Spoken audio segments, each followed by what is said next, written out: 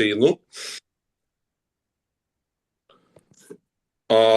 ഒരാഴ്ചയുടെ ഇടവേളയ്ക്ക് ശേഷം ദൈവസന്നിധിയിൽ നമുക്ക് ഒരുമിച്ച് കൂടി വരുവാൻ ദൈവമിടയാക്കിയ കർത്താവിന്റെ വിശ്വസ്തയെ ഓർത്ത് ഞാൻ ദൈവത്തെ സ്തുതിക്കുകയാണ്.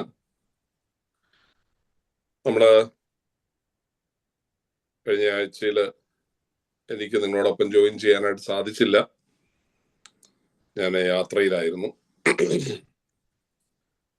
ഇന്ന് നമുക്ക് ഒരുമിച്ച് കൂടുവാനും കർത്താവിനെ മഹത്വപ്പെടുത്തുവാനും ദൈവമിടയാക്കിയ ദൈവത്തിന്റെ വിശ്വസ്തയ്ക്കായിട്ട് ഞാൻ ദൈവത്തെ സ്തുതിക്കുകയാണ്. നമ്മള് കഴിഞ്ഞ ക്ലാസ്സിൽ ഫിലിപ്പിയ ലേഖനം 2-ാം അധ്യായം ആണ് ചിന്തിച്ചുകൊണ്ടിരുന്നത്. നമുക്ക് ആ അധ്യായം തീർക്കാനായിട്ട് ആ ക്ലാസ്സിൽ കഴിഞ്ഞില്ല.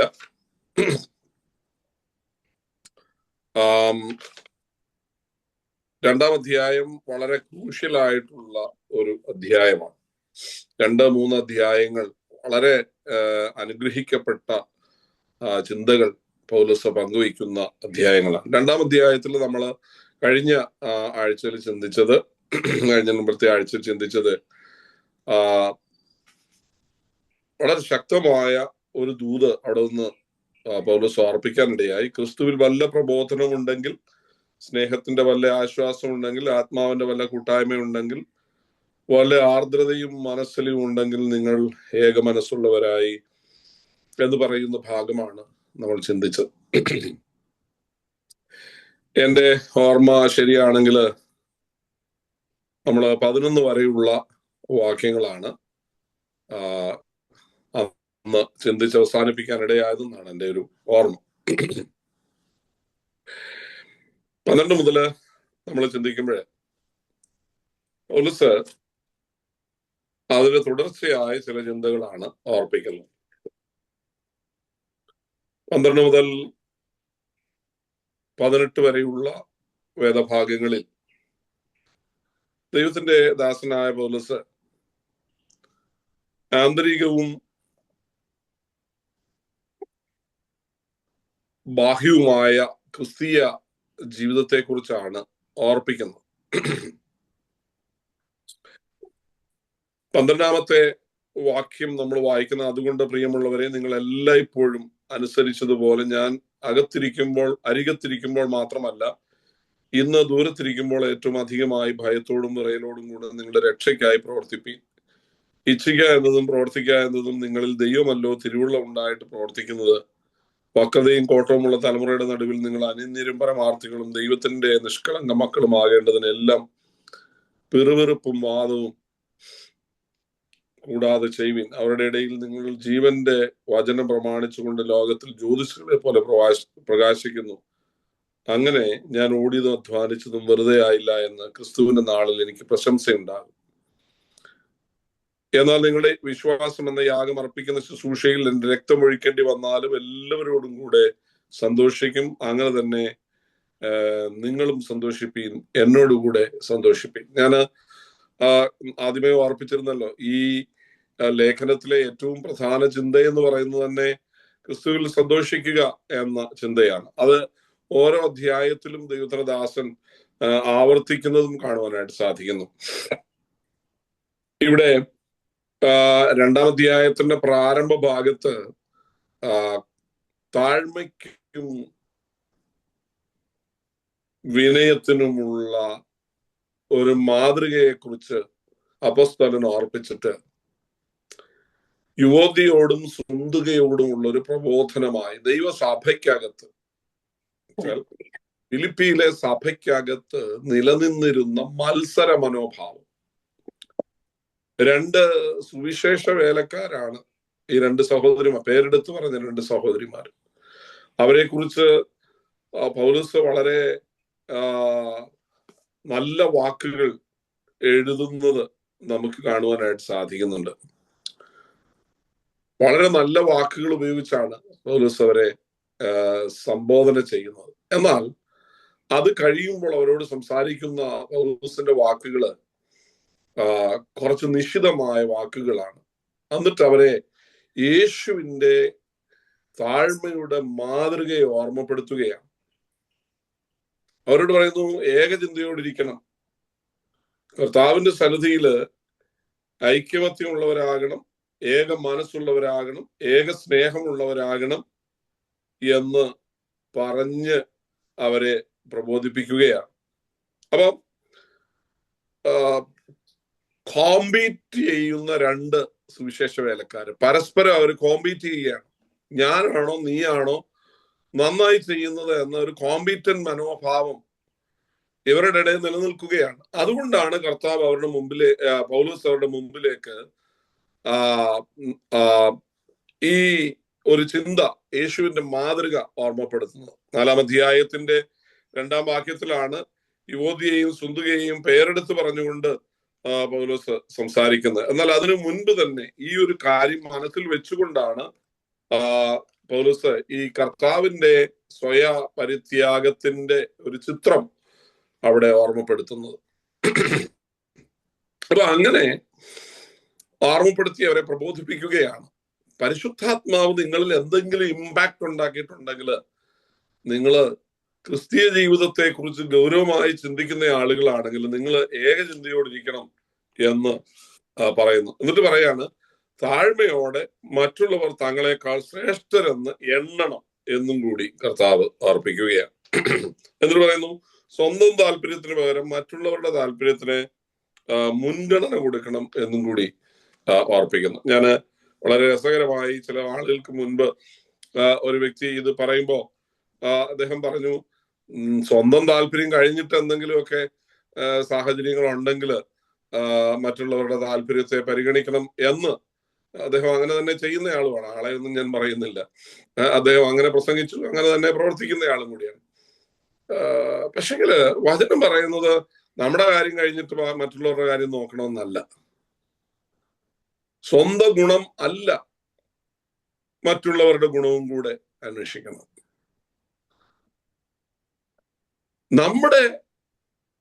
നമുക്ക് എന്ത് ബെനിഫിറ്റ് ഉണ്ടാകുന്നു എന്നതിനപ്പുറം മറ്റുള്ളവർക്ക് എന്ത് പ്രയോജനം ഉണ്ടാകും, ഇത് വളരെ പ്രസക്തമായ ഒരു കാര്യമാണ്. ഞാനത് വീണ്ടും ആവർത്തിക്കുന്നില്ല. കർത്താവ് സ്വന്തം ഗുണം നോക്കിയിട്ട് സൗകര്യം ഉണ്ടെങ്കിൽ മറ്റുള്ളവരുടെ ഗുണം നോക്കാനായിരുന്നെങ്കിൽ കൂശി ഭരിക്കേണ്ട ആവശ്യം വരത്തില്ല. കർത്താവ് എനിക്കിപ്പോ സൗകര്യമില്ല, എന്റെ കാര്യം നോക്കിയാൽ മതി, ഞാന് മറ്റുള്ളവരുടെ നമ്മളെല്ലാം പലപ്പോഴും ഇങ്ങനൊരു ചിന്താഗതിയുള്ള ആളുകളാണ്. സ്തോത്രം. ഞാൻ സ്വന്തം കാര്യം മാത്രം നോക്കുന്നു, മറ്റാരുടെയും കാര്യത്തിൽ ഞാൻ ഇടപെടുന്നില്ല, മറ്റൊരു കാര്യത്തിലും ഞാൻ സംസാരിക്കുന്നില്ല എന്നൊക്കെ ചിന്തിക്കുന്ന ആളുകള് ഉണ്ട്. പക്ഷെ അതൊരു ശരിയായ നിലപാടല്ല. മറിച്ച് എന്റെ താല്പര്യങ്ങൾ സാക്രിഫൈസ് ചെയ്തും മറ്റൊരാളുടെ താല്പര്യത്തെ പ്രൊമോട്ട് ചെയ്യാനായിട്ട് കഴിയുമെങ്കിൽ അത് ക്രിസ്തുവിന്റെ മനോഭാവമാണ് എന്ന കാര്യം നമ്മൾ മറന്നു പോകരുത്. അപ്പൊ ഇവിടെ 12 മുതലുള്ള വാക്യങ്ങളില് പൗലോസ് പറയുകയാണ്, നിങ്ങളെല്ലാം ഇപ്പോഴും, ഇവിടെ തന്റെ ഒരു വ്യക്തിപരമായ കാര്യം എന്നതുപോലെ പറയുകയാണ്, നിങ്ങളെല്ലാം ഇപ്പോഴും അനുസരിച്ചതുപോലെ ഞാൻ അകത്തിരിക്കുമ്പോൾ മാത്രമല്ല, അരികത്തിരിക്കുമ്പോൾ മാത്രമല്ല, ദൂരത്തിരിക്കുമ്പോഴും അധികമായ ഭയത്തോടും വിറയലോടും കൂടെ നിങ്ങളുടെ രക്ഷയ്ക്കായി പ്രവർത്തിക്കും. ഞാന് സെമിനാരിയില് ചാപ്ലൈനായിരുന്ന സമയത്ത് സെമിനാരിയിലെ വിദ്യാർത്ഥികൾ അവർ വളരെ ചെറുപ്പമാണ്, കുറച്ച് ഉറങ്ങാനൊക്കെ താല്പര്യമുള്ള ആളുകളാണ്. ഷിബിന് നന്നായിട്ട് അറിയാം. അപ്പൊ രാവിലെ ഒരു 5 മണിയാകുമ്പോൾ എഴുന്നേൽക്കുക എന്ന് പറയുന്നത് അല്പം ബുദ്ധിമുട്ടുള്ള കാര്യമാണ്. പ്രത്യേകിച്ചും 2 മാസം അവധിയൊക്കെ കഴിഞ്ഞ് വീട്ടിലേക്ക് വരുമ്പോ കുറച്ചധികം ബുദ്ധിമുട്ടുള്ള കാര്യമാണ്. അപ്പോ ചാപ്പലിൽ വരുന്നുണ്ടെന്ന് എങ്ങനെയെങ്കിലും ഒരു സൂചന കിട്ടിയാൽ, ഞാൻ ബൈക്കിനാണ് സാധാരണ ചെല്ലാറ്, ബൈക്കിന്റെ ശബ്ദം കേട്ടാൽ അന്ന് അറ്റൻഡൻസ് ഫുള്ളായിരിക്കും. ഞാൻ അരികത്തിരിക്കുമ്പോൾ അനുസരണം ഭയങ്കരമാണ്. സ്തോത്രം.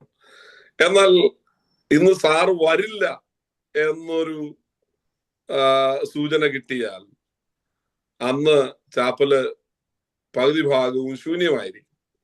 അപ്പൊ ഇത് അന്നും പൗലോസിന്റെ കാലഘട്ടത്തിലും ഉണ്ടായിരുന്നു എന്നത് ഒരു വസ്തുതയാണ്. ഷിബിനും ഞാനും ഒക്കെ വളരെ ബന്ധപ്പെട്ടിട്ടുണ്ട്. ആളുകളെ ചാപ്പലിൽ എത്തിക്കാനായിട്ട് ഞാൻ ചിലപ്പോഴൊക്കെ വടിയെടുത്തുകൊണ്ടൊക്കെ ചെല്ലുന്ന സാഹചര്യം ഉണ്ടായിട്ടുണ്ട്. അപ്പോ പൗലോസ് അത് തന്നെ ചോദിച്ചിട്ടുണ്ട്, ഞാൻ വെറുതെ വരണോ ഒരു വടിയോടുകൂടെ വരണമോ എന്നൊക്കെ കൊരിന്ത്യരോട് ചോദിച്ചതെന്ന് നമുക്കറിയാമല്ലോ. അപ്പം ദൈവദാസൻ അടുത്തുണ്ടെങ്കിൽ, അപ്പോസ്തലൻ അടുത്തുണ്ടെങ്കിൽ അവര് രക്ഷയ്ക്ക് വേണ്ടി പ്രവർത്തിക്കും. പാസ്റ്റർ ഇല്ലെങ്കിൽ നമ്മൾ എങ്ങനെയാണ് എന്നത് പരിശോധിക്കേണ്ടതാണ്. അപ്പൊ എനിക്ക് പൗലോസ് അവരോട് പറയുന്നത്, അദ്ദേഹം ജയിലിൽ കിടക്കുകയാണ്, ജയിലിൽ കിടന്നുകൊണ്ടാണ് ഈ കത്തെഴുതുന്നത്. ഞാനിപ്പോ നിങ്ങളുടെ കൂടെ ഇല്ല, പക്ഷെ ഞാൻ ഇല്ലെങ്കിലും നിങ്ങളുടെ രക്ഷയ്ക്ക് വേണ്ടി നിങ്ങൾ പ്രവർത്തിക്കണം. എങ്ങനെ പ്രവർത്തിക്കണം? അവിടെ പറയുന്നത് ഏറ്റവും അധികമായി ഭയത്തോടും വിറയലോടും കൂടെ പ്രവർത്തിക്കണം. എന്താണപ്പാ ഈ ഭയത്തോടും വിറയലോടും? പാസ്റ്ററോടുള്ള ഭയവും വിറയലും അല്ല പറയുന്നത്. ഈ ലോകത്തിൽ ജീവിക്കുമ്പോൾ നമ്മൾ ശ്രദ്ധയോടെ ജീവിച്ചില്ലെങ്കിൽ നമ്മുടെ രക്ഷയെ നഷ്ടപ്പെടുത്താനുള്ള വിഷയങ്ങളും സാഹചര്യങ്ങളും ഒക്കെ കടന്നുകൂടാനുള്ള സാധ്യതയുണ്ട്. അതുകൊണ്ട് നിത്യതയിൽ എത്താതിരിക്കാൻ കാരണമാകാവുന്നതെല്ലാം ഒഴിവാക്കേണ്ടതിന് ഭയത്തോടും വിറയലോടും കൂടെ കർത്താവിനെ അനുസരിക്കണം, രക്ഷയ്ക്കായി പ്രവർത്തിക്കണം എന്നതാണ് അവിടെ ഓർപ്പിക്കുന്നത്. എന്നിട്ട് അടുത്ത് പറയുന്ന 14-ാമത്തെ വാക്യത്തിൽ പറയുന്നു, വക്രതയും കോട്ടവുമുള്ള തലമുറയിൽ അവിടെ നടുവിൽ നിങ്ങൾ അനിന്യരും പരമാർത്ഥികളും ദൈവത്തിന്റെ നിഷ്കളങ്ക മക്കളുമാകേണ്ടതിന് എല്ലാം പിറുപിറുപ്പും വാദവും കൂടാതെ ചെയ്യുവീൻ. അപ്പോ 13-ാം വാക്യം പറയുന്നത് സൗഹാർദ്ദപരമായ ബന്ധത്തിന്റെ വീണ്ടെടുപ്പ് സാധ്യമാകുന്നത് ദൈവത്തിന്റെ ശക്തിയിലുള്ള ആശ്രയത്തിലൂടെയാണ് എന്നാണ് 13-ാം വാക്യം പൗലോസ് പറയുന്നത്. നിങ്ങൾ അധ്വാനിക്കണം, അപ്പോൾ തന്നെ നിങ്ങളുടെ അധ്വാനത്തെ സാധ്യമാക്കുന്നത് ദൈവാശ്രയമാണ് എന്ന് 13-ാം വാക്യം പറയുന്നു. അപ്പോ 14-ാമത്തെ വാക്യത്തിൽ താൻ പറയുന്നത് ഈ തലമുറ അവരായിരിക്കുന്ന അന്നത്തെ തലമുറയെ കുറിച്ച് പറയാണ്, വക്രതയും കോട്ടവുമുള്ള തലമുറ. അങ്ങനെയാണ് ഇന്നത്തെ തലമുറ എങ്ങനെ ഇരിക്കും എന്നത് ചിന്തനീയമായ വസ്തുതയാണ്. ഇതിനോട് ചേർത്ത് വെച്ച് വായിക്കാവുന്ന 2 വാക്യങ്ങളാണ് ആവർത്തന പുസ്തകം 32-ാം അധ്യായത്തിന്റെ 5-ാമത്തെ വാക്യവും 1 പത്രോസ് 2-ന്റെ 2-ാം വാക്യവും അതിനോട് ചേർത്ത് ഒന്ന് വായിക്കുന്നത് നല്ലതായിരിക്കും.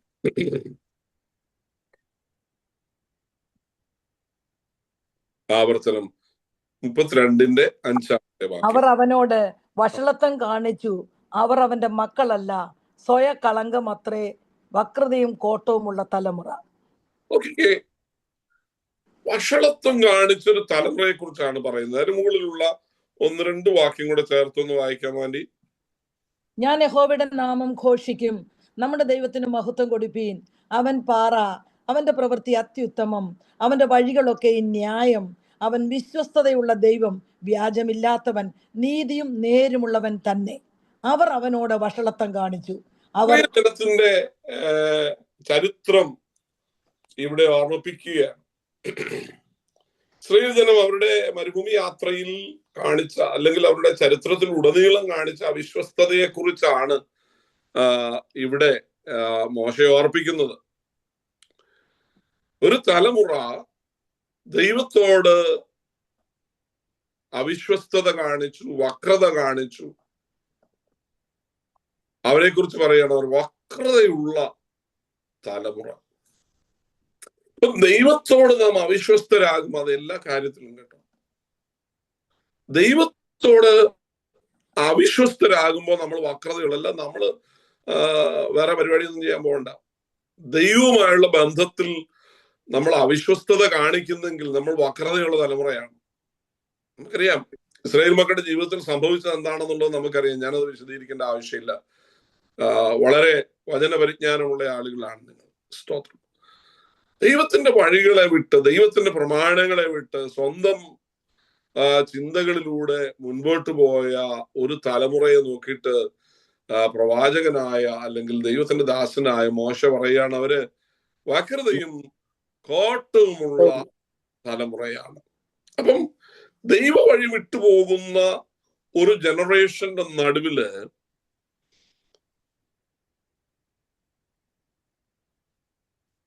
പൗലോസ് പറയുന്നത് നിങ്ങൾ അനിന്യരായിരിക്കണം.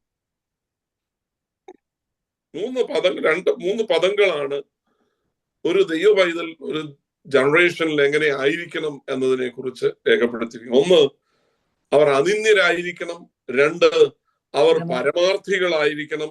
മൂന്ന്, അവർ നിഷ്കളങ്കരായിരിക്കണം. അപ്പോ അനിന്യർ എന്ന വാക്കിന്റെ അർത്ഥം നിന്ദിക്കപ്പെടാൻ വകയില്ലാത്തവരായിരിക്കും. രണ്ട്, പരമാർത്ഥികൾ, മായം ചേർക്കാത്തവർ, നോട്ട് അഡൾട്രേറ്റഡ് എന്നതാണ് കറക്റ്റ് മീനിങ്. ഒട്ടും ജീവിതത്തിൽ മായം കലരാത്തവർ എന്ന അർത്ഥമാണ്. നമ്മുടെ ക്രിസ്തീയ ജീവിതം കേവലം അഭിനയമല്ല, അനുഭവമായി മാറത്തക്കവണ്ണം ജീവിതത്തിന്റെ അനുഭവങ്ങൾ മുൻപോട്ട് പോകാൻ ഇടയാകണം. മൂന്ന്, നിങ്ങൾ നിഷ്കളങ്കരായിരിക്കണം. ദൈവത്തിന്റെ ഇന്നസെന്റ് ചിൽഡ്രൻ, ഏറ്റവും നിഷ്കളങ്കരായി ജീവിക്കാനായിട്ട് നമുക്ക് കഴിയും. ഇത് എങ്ങനെയാണ് സാധിക്കുന്നത് എന്നതാണ് അടുത്ത ചോദ്യം. എങ്ങനെ ഇത് സാധിക്കും?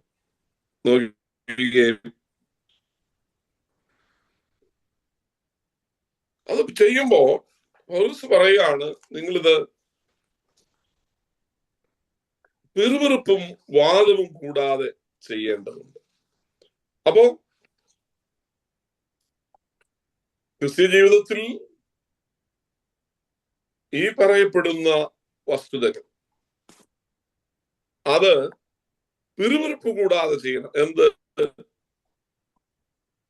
ദൈവത്തിന്റെ സന്നിധാനത്തിൽ ഭയത്തോടും വിറയലോടും കൂടെ നമ്മുടെ രക്ഷയ്ക്കായി പ്രവർത്തിക്കുന്നതും വക്രതയും കോട്ടവുമുള്ള തലമുറയുടെ നടുവിൽ അനിന്യരും പരമാർത്ഥികളും ദൈവത്തിന്റെ മക്കളും നിഷ്കളങ്ക മക്കളുമായി ആകേണ്ടതിന്. അപ്പൊ ഇത് സംഭവിക്കണമെങ്കിൽ നമ്മൾ ചെയ്യുന്ന കാര്യങ്ങൾ പിറുപിറുപ്പ് കൂടാതെ ചെയ്യണം, വാദം കൂടാതെ ചെയ്യണം. ഞാന് ഈ സെമിനാരിയില് ഈ ഉറക്കം നഷ്ടപ്പെടുക എന്ന് പറയുന്നത് കുട്ടികൾക്ക് വലിയ ബുദ്ധിമുട്ടുണ്ടാക്കുന്ന കാര്യമാണെന്ന് ഞാൻ പറഞ്ഞു. വളരെ പ്രയാസമുള്ള കാര്യമാണ്. നല്ല ഉറക്കത്തിനിടയിൽ രാവിലെ വിളിക്കുക എന്ന് പറയുന്നത് വളരെ ദേഷ്യം ഉണ്ടാക്കുന്ന കാര്യമാണ്. അപ്പം പലർക്കും അത് ബുദ്ധിമുട്ടാണ്. പിന്നെ സാറിന് വേണ്ടി രാവിലെ വന്ന് അവിടെ ഇരിക്കും, അവിടെ ഇരുന്ന് ഉറക്കം തൂങ്ങുന്ന ആളുകളുണ്ട്. അവരുടെ കുറ്റമൊന്നുമല്ല. പിന്നെ നമ്മള് ഇത് മനസ്സിലാക്കാൻ പറ്റാത്ത കഠിനഹൃദയനൊന്നും അല്ലെങ്കിലും നമ്മുടെ ഉത്തരവാദിത്വത്തിന്റെ ഭാഗമായിട്ട് അവരെ ശാസിക്കാതിരിക്കാനും പറ്റില്ല, ശിക്ഷിക്കാതിരിക്കാനും പറ്റില്ലാത്ത ഒരു ധർമ്മസങ്കടത്തിലാണ് ഈ ഉത്തരവാദിത്വം ഏറ്റെടുക്കുമ്പോൾ നമ്മളാകുന്നത്. അപ്പം ഞാൻ പറയാൻ വരുന്നത്, ഒരു ചിറ്റാറുകാരൻ സഹോദരൻ, ഞാൻ ചാപ്ലയനായ ആദ്യ വർഷം അദ്ദേഹം, ഞാൻ ചാപ്ലയനായി കഴിഞ്ഞൊരു 6 മാസം 3 മാസമോ കഴിഞ്ഞപ്പോ ഒരിക്കൽ എന്റെ അടുക്കൽ വന്നു. എന്റെ അരികിൽ വന്നിട്ട് അദ്ദേഹത്തിന്റെ ഷർട്ടിന്റെ ബട്ടൺസ് എല്ലാം അടിച്ചിട്ട് അദ്ദേഹത്തിന്റെ നെഞ്ചു ഭാഗം എന്നെ കാണിച്ചു. സാറ് കണ്ടോ, ഇത് 1 ലിറ്റർ വെള്ളം എന്റെ ഈ നെഞ്ചിൽ കൊള്ളും. സത്യമാണ്, നെഞ്ചു ഭാഗം അകത്തേക്ക് കുഴിഞ്ഞിരിക്കുകയാണ്. കുഞ്ഞു പ്രായം മുതൽ ആസ്മയുള്ളൊരു സഹോദരനായിരുന്നു അദ്ദേഹം. അപ്പൊ ഇങ്ങനെ ആഞ്ഞു വലിച്ച് അദ്ദേഹത്തിന്റെ, നമ്മുടെയൊക്കെ നെഞ്ച് ലെവലായിട്ട് ഫ്ലാറ്റ് ആയിട്ടാണ് ഇരിക്കുന്നത്, ഇദ്ദേഹത്തിന്റെ നെഞ്ചിന്റെ നടുഭാഗം അകത്തേക്ക് വലിഞ്ഞിരിക്കുകയാണ്. കടുത്ത ആസ്മയുള്ള സഹോദരൻ. എന്നോട് പറഞ്ഞു, സാറേ ഞാൻ സെമിനാരി വന്നിട്ട് ഇത് 3-ാമത്തെ വർഷമാണ്, 4-ാമത്തെ വർഷമാണ്. കഴിഞ്ഞ 3 വർഷവും ഒരു ദിവസം പോലും ഞാൻ ചാപ്പലിൽ പോയിട്ടില്ല മോർണിംഗ് ഡിവോഷന്. കാരണം മറ്റൊന്നുമല്ല, എനിക്കൊരു എക്സംഷൻ സെമിനാരി തന്നിട്ടുണ്ടായിരുന്നു. എനിക്ക് ആസ്മ ആയതുകൊണ്ട് പോകണ്ട എന്ന് എന്നോട് പറഞ്ഞു. പക്ഷെങ്കിൽ സാറ് ചാപ്ലൈനായതിനു ശേഷം ഞാൻ ഒരു തീരുമാനം എടുത്ത്, ചത്താലും വേണ്ടില്ല ഞാൻ ചാപ്പലിൽ പോകും. അങ്ങനെ അദ്ദേഹം ആദ്യത്തെ 3 മാസം മുടങ്ങാതെ, നോക്കണം ജൂൺ മാസമൊക്കെ നല്ല മഴയുള്ള സമയമാണ്, യാതൊരു കാരണവശാലും നനയാതെ ചാപ്പലിൽ പോകാൻ പറ്റില്ല, അല്ലെങ്കിൽ കൂടെ ഉണ്ടാകണം. അപ്പം ഇദ്ദേഹം ചത്തുപോയാലും ശരി ഈ വർഷം മുഴുവനും ഞാൻ ചാപ്പലിൽ പോകുമെന്ന് തീരുമാനിച്ച് അദ്ദേഹം ചാപ്പലിൽ പോയി. ഏതാണ്ട് 4-5 മാസമൊക്കെ കഴിഞ്ഞപ്പോഴത്തേക്കും അദ്ദേഹത്തിന്റെ ആസ്മ പൂർണ്ണമായും ദൈവം സൗഖ്യമാക്കി. കുറെ ആളുകള് പിറുപിറുപ്പോടെ ചെയ്തപ്പോ ഈ മോർണിംഗ് ഡിവോഷൻ അവരെ സംബന്ധിച്ചിടത്തോളം ഉറക്കഗുളി കഴിക്കുന്നത് പോലെ ആയി മാറി. പക്ഷെ ഒരാള് അതിന്റെ നടുവിൽ ഒരു തീരുമാനത്തോടെ ദൈവസന്നിധിയിലാണ് ഞാൻ പോകുന്നത്, ഇരിക്കുന്നത് എന്ന ബോധ്യത്തോടെ ചെന്ന് ഇരുന്നപ്പോ ആ വ്യക്തിക്ക് അത് വിടുതലായിട്ട് മാറി. ഞാൻ അവന് വേണ്ടി പ്രാർത്ഥിച്ചിട്ടില്ല, അവിടെ ഇരുന്ന് ഒരു വ്യക്തിയും ആ വ്യക്തിക്ക് വേണ്ടി പ്രാർത്ഥിച്ചിട്ടില്ല.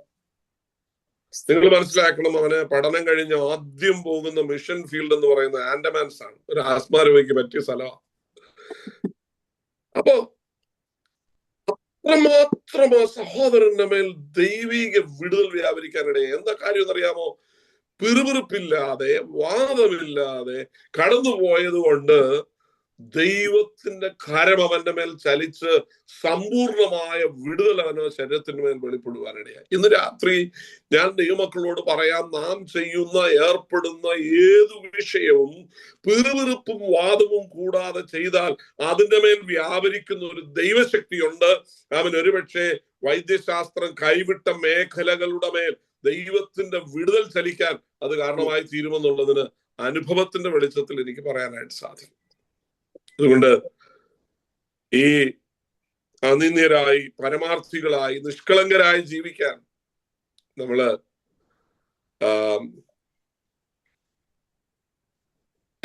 ചെയ്യുന്ന എല്ലാ കാര്യവും പിറുപിറുപ്പും വാദവും കൂടാതെ ചെയ്യേണ്ടത് അനിവാര്യമാണ്. അതൊരു പാട്ടുപാടുകയാണെങ്കിൽ ഒരു സ്തോത്രം പറഞ്ഞാൽ, ചേർന്നൊരു സ്തോത്രം പറഞ്ഞാൽ ഇങ്ങനെ വേറെ ഒരു പണിയില്ല, ഞങ്ങളെ കൊണ്ട് ഏത് നേരവും സ്തോത്രിപ്പിക്കുകയാണ് എന്ന് പറഞ്ഞുകൊണ്ടൊരു സ്തോത്രം പറഞ്ഞാൽ അതിനൊരു ഗുണമില്ല. ദൈവത്തിന് സ്തോത്രം. അതല്ലെങ്കിൽ ഒരു പാട്ട് പാടുമ്പോ കുറെ അധികം സമയം എഴുന്നേൽപ്പിച്ച് നിർത്തുകയാണെന്നിരിക്കട്ടെ, അന്നേരം നമ്മൾ മനസ്സിലിങ്ങനെ പറയും, ഈ പുള്ളിക്ക് വേറെ ഒരു പണി, ഇരുന്ന് പാടിയാൽ ദൈവം കേൾക്കത്തില്ലയോ, നിന്ന് പാടിയാലേ പറ്റുള്ളൂ. ചിലർ പറയും, ചിലർ പറയില്ല. ഇതൊക്കെ ദൈവസന്നിധിയിൽ നമ്മള് അനിന്യരും പരമാർത്ഥികളും ദൈവത്തിന്റെ നിഷ്കളങ്ക മക്കളുമായി തീരുന്നതിന് തടസ്സമായി നിൽക്കുന്ന സംഭവങ്ങളാണെന്നുള്ള കാര്യം നമ്മൾ മറക്കരുത്. ഞാൻ ഇങ്ങനെ പോയ കുറെ അധികം കാര്യങ്ങൾ ഒരു 2-ാം അധ്യായം ഇനിയും 2 ആഴ്ചയോട് പറയേണ്ടി വരും. ദൈവത്തിന് സ്തോത്രം. അതുകൊണ്ട് ഞാന് ജസ്റ്റ് അങ്ങ് പറഞ്ഞു വിടുകയാണ്. ഞാൻ ഇങ്ങനെ പറഞ്ഞ വ്യക്തിപരമായ ദൈവാത്മാവ് വചനത്തിലൂടെയൊക്കെ നിങ്ങളോട് സംസാരിക്കും. അതുകൊണ്ട് അത്രയ്ക്കും വ്യക്തിപരമായിട്ട് ഞാൻ പോകുന്നില്ല. ദൈവത്തിന് സ്തോത്രം. അപ്പോഴ് കംപ്ലൈന്റ് ഇല്ലാതെ, സ്തോത്രം, വാദിക്കാതെ ദൈവസന്നിധിയിൽ നാം ചെയ്യേണ്ട കാര്യങ്ങൾ ചെയ്യുമ്പോൾ അതിനകത്ത് വലിയ വിടുതലുകൾ സംഭവിക്കാനായിട്ട് ഇടയായിത്തീരും. ചേർന്ന് വായിക്കേണ്ടുന്ന വാക്യങ്ങളാണ് പുറപ്പാട് പുസ്തകം 16-ാം അധ്യായത്തിന്റെ 7-ാം വാക്യവും സംഖ്യാപുസ്തകം 11-ാം അധ്യായത്തിന്റെ 1-ാം വാക്യവും ഒക്കെ ഇതിനോട് ചേർന്ന് നിൽക്കുന്ന സംഭവങ്ങളാണ്. അവിടെ പറയുന്നത് അവയിൽ നിന്ന് അകന്നു നിൽപ്പീൻ എന്നാണ് ഈ വാക്യത്തിൽ പറയുന്നത്. അപ്പം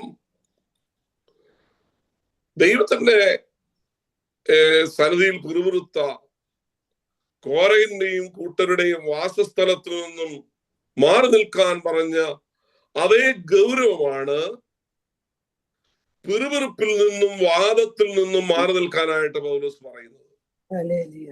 അപ്പൊ എത്രമാത്രം അപകടകരമാണ് പിറുപിറുപ്പും വാദവും എന്നുള്ള കാര്യം നമ്മൾ മറന്നു പോരുത്. ചിലര് അവിടെ ഇരുന്ന് പിറുപിറുക്കും, ചിലര് വീട്ടിലിരുന്ന് പിറുപിറുക്കും. രണ്ടും തുല്യമാണ്. ദൈവത്തിന് സ്തോത്രം.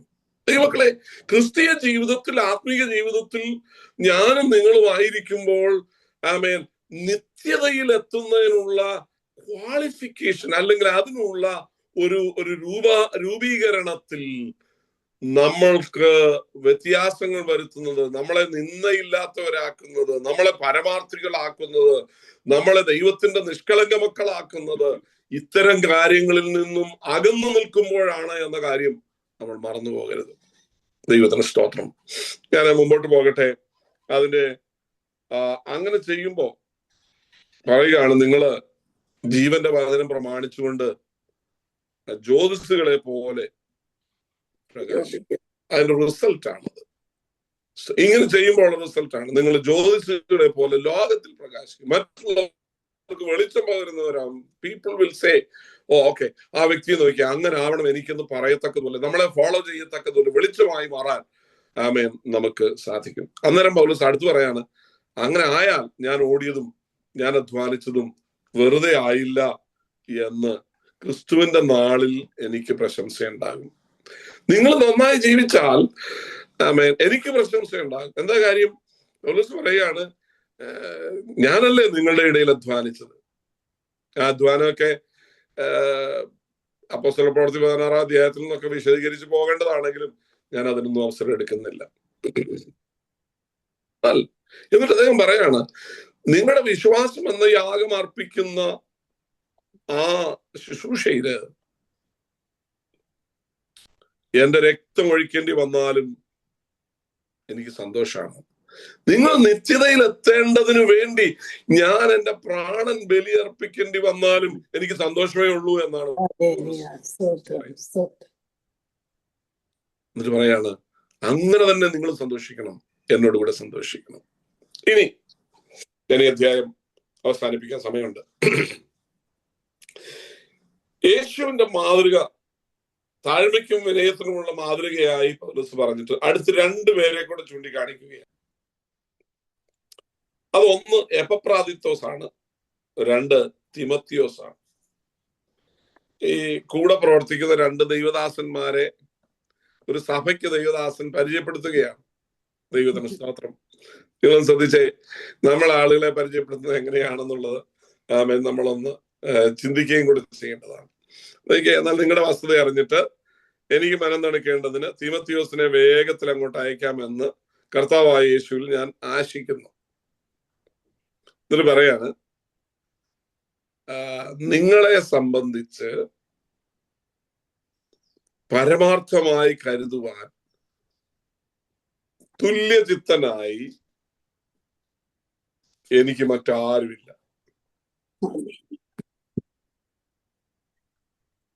അവിടെ അടുത്ത് പറയുന്നു, യേശുക്രിസ്തുവിന്റെ കാര്യമല്ല, സ്വന്തം കാര്യം അത്രേ എല്ലാവരും നോക്കുന്നു. തിമത്തിയോസിനെ കുറിച്ച് അടുത്ത് പറയാണ്, അവനോ മകൻ അപ്പന് ചെയ്യുന്നത് പോലെ എന്നോടുകൂടെ സുവിശേഷ ഘോഷണത്തിൽ സേവ ചെയ്തു എന്ന്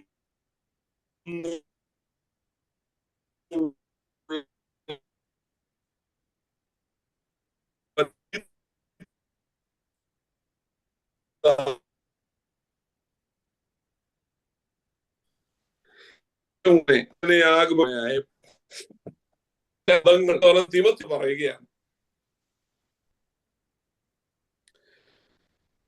19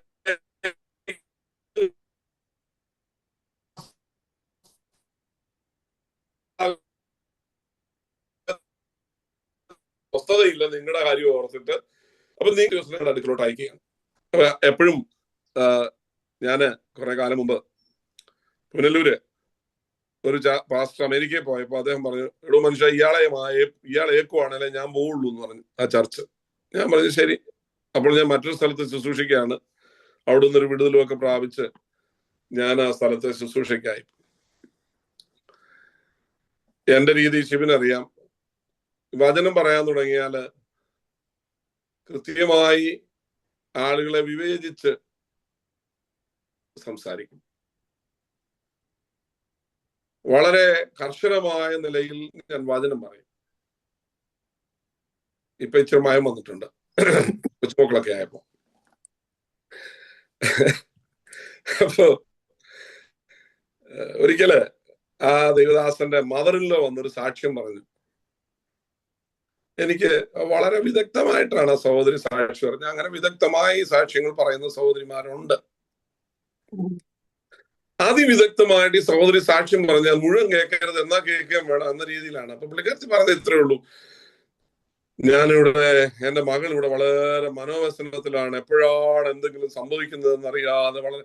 അപ്പൊ നമ്മൾ കേൾക്കുന്ന ആളുകൾ വിചാരിക്കും അവൾ ഒറ്റയ്ക്കേ ഉള്ളൂ, അതുകൊണ്ട് അവിടെ എന്തെങ്കിലും സംഭവിച്ചാലോ എന്നുള്ള പേടിയാണ് എന്ന് വിചാരിക്കും. സത്യത്തിൽ ഇവർ പറഞ്ഞ എന്റെ പ്രസംഗം കൊണ്ട് ഇവിടെ വല്ല പൊട്ടിത്തെറിയും ഉണ്ടാകുമോ എന്നുള്ള ഭയത്തോടെയാണ് മകൾ ഇരിക്കുന്നതെന്ന് ആണ് ഇവർ പറഞ്ഞത്. എനിക്കത് മനസ്സിലായി. ഞാൻ പറഞ്ഞത്, ഈ സ്വന്തം സഭയെ മറ്റൊരാളെ ഏൽപ്പിച്ച് ദൂരോട്ട് പോകുന്ന പാസ്റ്ററുടെ മനസ്സാണ് ഞാൻ പറഞ്ഞത്. മനസ്സെപ്പോഴും ചൂട് പിടിച്ചിരിക്കും, ഒരു തണുപ്പില്ല. ശിവന്റെ കാര്യമല്ല കേട്ടോ, ശിവനെ ഏൽപ്പിച്ചിട്ട് പോകാൻ ഞാൻ ഏൽപ്പിച്ചിട്ടുള്ളത് കൊണ്ട് കുഴപ്പമില്ല. അപ്പൊ വേറൊരാളെ ചർച്ച ഏൽപ്പിച്ച് പോകുമ്പോ ഭയങ്കര വിഷമമാ. എന്ന് പറഞ്ഞ പോലെയാണ് പൗലോസിന്റെ അഭാവത്തിൽ ഫിലിപ്പിയിലെ സഭയുടെ അവസ്ഥ ഓർത്തിട്ട് ഈ മനുഷ്യൻ അങ്ങ് ചൂട് പിടിച്ചിരിക്കുക. അതിന്റെ കാരണം 4-ാം അധ്യായത്തിൽ പൗലോസ് പറയുന്നുണ്ട്. ഞാൻ മുമ്പ് പറഞ്ഞ യുവതിയും സുന്ദകയുമാണ്. പരസ്പരം മത്സരവും കീഴടങ്ങാൻ മനസ്സില്ലാതെയും ഇങ്ങനെ മുമ്പോട്ട് പോകുന്ന ഒരു ചർച്ച ആയിട്ട് ചർച്ച പോകുന്നോണ്ടല്ല, അവിടുത്തെ പാസ്റ്റർ കുഴപ്പം കൊണ്ടല്ല പുള്ളിയുടെ മനസ്സ് ചൂട് പിടിച്ചത്. ഈ ചർച്ചിലുള്ള ആ മത്സര മനോഭാവമാണ് ദേവദാസന്റെ ഹൃദയത്തെ ചൂടുപിടിപ്പിച്ചത്. അതിനുള്ള പ്രബോധനം കൊടുത്തിട്ട് അദ്ദേഹം പറയാണ്, ഞാൻ തീമത്യോസിനെ അങ്ങോട്ട് അയക്കാം. ഞാൻ ചിന്തിക്കുന്നത് പോലെ ചിന്തിക്കുന്ന ആളാണ് തീമത്യോസ്. നോക്കിക്കേ,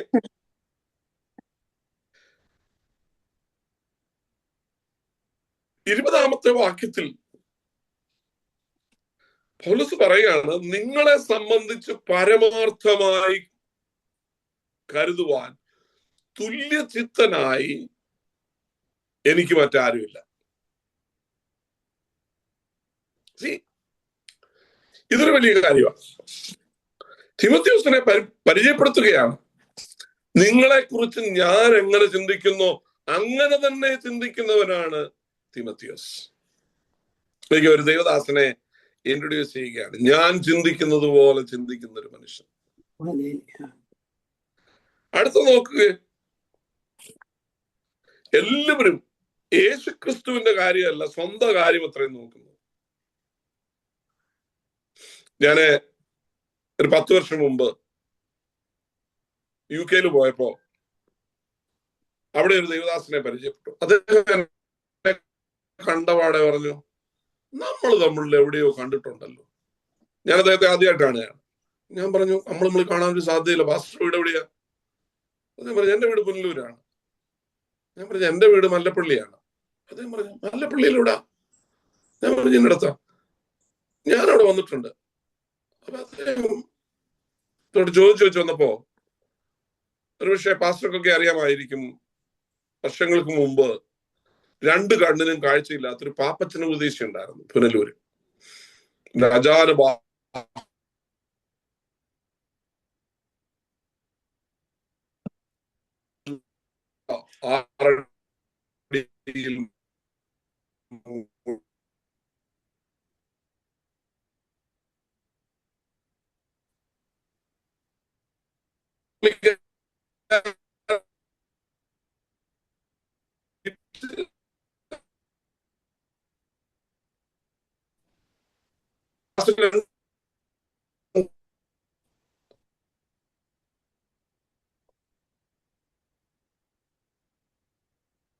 അദ്ദേഹത്തിന്റെ അടിവസ്ത്രങ്ങൾ അടക്കം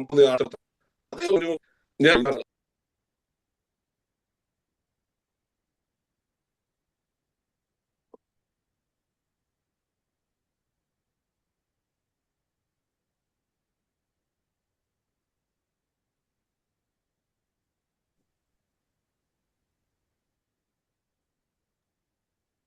ഓക്കെ. അപ്പോ അദ്ദേഹം പറഞ്ഞൊരു കാര്യമാണ് ഞാൻ പറയാൻ പോകുന്നത്.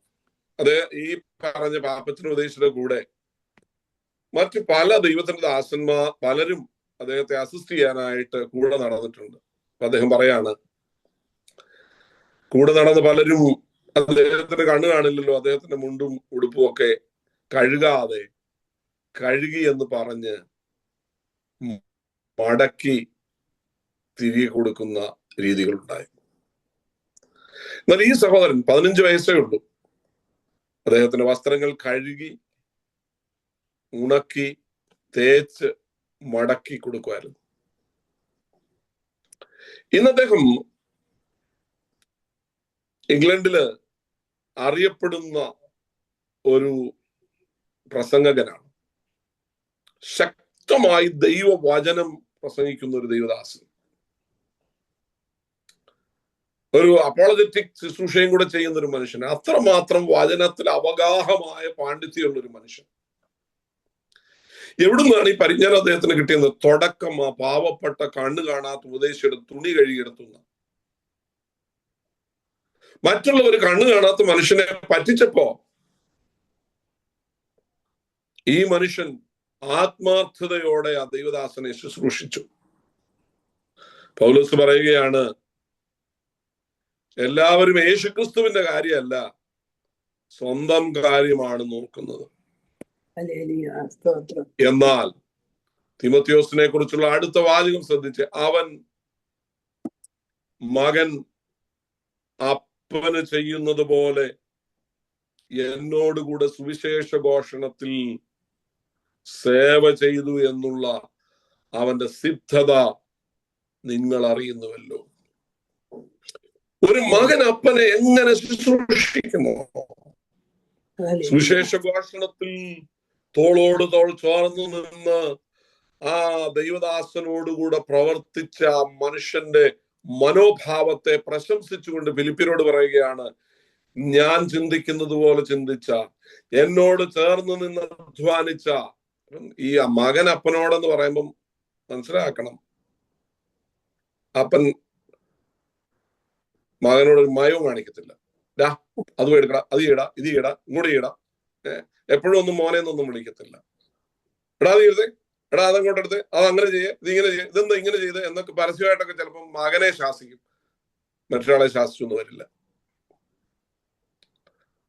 അപ്പോ അങ്ങനെ ഈ ശാസനയും വഴക്കും എല്ലാം കേട്ട് കൂടെ നിൽക്കുന്ന ഒരു മനുഷ്യൻ, അത്ര വിനയമുള്ള ഒരു മനുഷ്യൻ, താഴ്മയുള്ളൊരു മനുഷ്യൻ, എന്റെ കൂടെ അപ്പനോട് ചേർന്ന് മകൻ നിൽക്കുന്നത് പോലെ നിന്നയാളാണ് തിമോത്തിയോസ് എന്ന് പൗലോസ് പറയുകയാണ്. ഷിബിനും ഞങ്ങളുടെ കൂടെ അങ്ങനെയായിരുന്നു. ഞങ്ങളുടെ പാസ്റ്ററായിരുന്നു, പക്ഷെങ്കിൽ എന്റെ കയ്യിൽ നിന്ന് വഴക്കൊക്കെ കേൾക്കുമായിരുന്നു, നല്ലോണം കേൾക്കുമായിരുന്നു, ഒന്നും തിരിച്ചു പറയത്തില്ല, ശാന്തമായി കേട്ടോണ്ടിരിക്കും. കുറെ കഴിയുമ്പം അദ്ദേഹത്തിന്റെ സ്വഭാവം അറിയാവുന്നതുകൊണ്ട്, സാറേ അത് ഇങ്ങനെ ആയിരുന്നു എന്ന് പിന്നീട് പറയത്തേ ഉള്ളൂ. അപ്പം തിമോത്തിയോസിനെ കുറിച്ച് പറയുകയാണ്, ഈ ശാസന കൈക്കൊള്ളാൻ മനസ്സുള്ള, തിരുത്താൻ മനസ്സുള്ള, അനുസരിക്കാൻ മനസ്സുള്ള എവനെ പോലെ വേറൊരുത്തനില്ല എന്ന് തിമോത്തിയോസിനെ കുറിച്ച് പൗലോസ് ഓർമ്മപ്പെടുത്തുകയാണ്. ഇനി അടുത്ത ആള് ഞാൻ വേഗം അവസാനിപ്പിക്കാം. രണ്ടാമത്തെ ആള് എപ്പഫ്രാദിത്തോസ് ആണ്. എപ്പഫ്രാദിത്തോസിനെ സഭ പ്രാർത്ഥിച്ചു വിട്ടതാണ് പൗലോസിനെ ശുശ്രൂഷിക്കാൻ. പക്ഷെ അവിടെ ചെന്ന് പുള്ളിക്ക് ക്ലൈമറ്റ് പിടിച്ചില്ല, പുള്ളിക്കാരന് അസുഖമായി, മരിക്കാറായി. പൗലോസ് അദ്ദേഹത്തെ ശുശ്രൂഷിക്കേണ്ടതായി വന്നു. രക്ഷപ്പെട്ടപ്പോ അദ്ദേഹം പറഞ്ഞു, എനിക്ക് വീട്ടിൽ പോകണം, വീട്ടുകാരെ കാണണം, സഭക്കാരെ കാണണം. അങ്ങനെ ഇദ്ദേഹം തിരിച്ചു പോകണം. ഇപ്പൊ പൗലോസ് എന്തൊരു നല്ല മനുഷ്യനാന്ന് നോക്കണം, എടാ മര്യാദയ്ക്ക് ഉടങ്ങാനും നിന്നോണം, എന്നെ ശുശ്രൂഷിക്കാൻ വേണ്ടി വിട്ടതാ, ഇപ്പം ജീവൻ പ്രാപിച്ചപ്പോ നീ തിരിച്ചു പോകാനോടാന്നൊന്നും ഈ മനുഷ്യൻ പറഞ്ഞില്ല. അദ്ദേഹത്തിന്റെ കയ്യിൽ ഒരു കത്ത് കൊടുത്തു വിടുകയാണ്, അവനെ സ്വീകരിക്കണം, വഴക്കൊന്നും പറയരുത്, എന്നെ ശുശ്രൂഷിക്കാൻ വന്ന് മരണത്തോളം ആയതാണ്, അവനെ നിങ്ങൾ കൈക്കൊള്ളണമെന്ന് പറയുകയാണ്. നോക്കിയേ, ഈ 25 മുതലുള്ള വാക്യങ്ങളില് എപ്പഫ്രാദിത്തോസിനെ കുറിച്ച് പൗലോസ് പറയുന്ന വാക്കുകൾ, എന്റെ സഹോദരൻ, എന്റെ കൂട്ടുവേലക്കാരൻ, എന്റെ സഹപടൻ, നിങ്ങളുടെ ദൂതൻ, എന്റെ ബുദ്ധിമുട്ടിന് ശുശ്രൂഷിച്ചവൻ. കണ്ടോ, ഒരു മനുഷ്യനെ പരിചയപ്പെടുത്തുക. ഇനി വളരെ പോസിറ്റീവായിട്ടാണ് അദ്ദേഹം പറയുന്നത്, അവൻ നിങ്ങളെല്ലാവരെയും കാണുവാൻ വാഞ്ചിച്ചു, താൻ ദീനമായി കിടക്കുന്നു എന്ന് നിങ്ങൾ കേട്ടതുകൊണ്ട് വ്യസനിച്ചു ഇരിക്കും. എന്നിട്ട് അവരെ കുറിച്ച് പറയുന്നത്, നിങ്ങള് അവനെ കർത്താവിൽ പൂർണ്ണ സന്തോഷത്തോടെ കൈക്കൊള്ളണം. ഈ കത്ത് എഫെപ്രാദിത്തോസ് വായിച്ചിട്ടല്ല കൊണ്ടുവന്നത്. അതൊരു പേഴ്സണൽ ലെറ്റർ ആണ്. എഫെപ്രാദിത്തോസിന്റെ കയ്യിലാണ് കൊടുത്തുവിടുന്നത്. ഓരോ സ്ഥലത്ത് പറയും ഇവനിവിടെ വന്ന് രോഗിയാണെന്ന് പറഞ്ഞ് കിടക്കുകയായിരുന്നു, നിങ്ങൾ അവനെ ഒന്ന് കൈകാര്യം ചെയ്തേക്കണം എന്ന് എഴുതിയിരുന്നെങ്കിൽ അവരെല്ലാം കൂടെ പഞ്ഞിക്കിട്ടേനെ പുള്ളി. പക്ഷെങ്കില് പൗലോസ് പറയും നിങ്ങൾ അവനെ ജാഗ്രതയോടെ കൈക്കൊള്ളണം, അവൻ എനിക്ക് വേണ്ടി മരണത്തോളം എത്തിയ ആളാണ്. 30-ാം വാക്യം, എനിക്ക് വേണ്ടിയുള്ള നിങ്ങളുടെ ശുശ്രൂഷയുടെ കുറവ് തീർക്കുവാനല്ലയോ അവൻ തന്റെ പ്രാണനെ പോലും കരുതാതെ ക്രിസ്തുവിന്റെ വേല നിമിത്തം മരണത്തോളമായത്. നിസ്വാർത്ഥമായി നിഷ്കളങ്കമായി വിനയത്തോടെ താഴ്ച സൃഷ്ടിച്ച വ്യക്തികളെ പൗലോസ് അവിടെ പരിചയപ്പെടുത്തുകയാണ്. അവരുടെ ജീവിതം മാതൃകാവുന്ന